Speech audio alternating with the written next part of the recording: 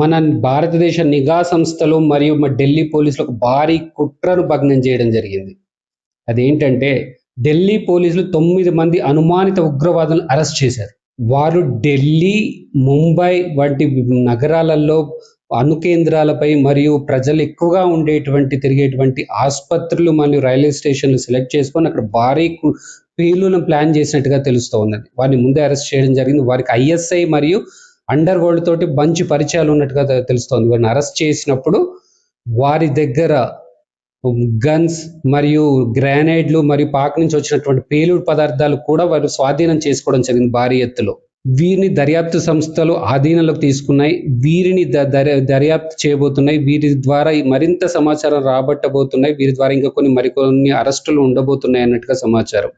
ఈ 9 మందిలో ముంబై, ఢిల్లీ, పంజాబ్ వాళ్ళే కాకుండా ఇతర దేశస్తులు కూడా ఉన్నట్టుగా సమాచారం అందుతుంది. ఇక పూర్తి సమాచారం రావాల్సి ఉంది. ఇది మన నిఘా సంస్థల మరియు మన పోలీసుల విజయంగానే భావించాలి. వీరు భారీ కుట్రని భగ్నం చేశారు కాబట్టి వారికి సెల్యూట్ కొట్టాల్సిందే. ఎంతో మంది ప్రాణాలు కూడా వాళ్ళు కాపాడారు. ఇప్పుడు ఈ కంటెంట్ నచ్చితే లైక్, షేర్ మరియు కమెంట్ చేస్తూ నా యూట్యూబ్ ఛానల్ సబ్స్క్రైబ్ చేసుకున్న వాళ్ళు దయచేసి సబ్స్క్రైబ్ చేసుకోవాల్సినదిగా విజ్ఞప్తి. జై హింద్.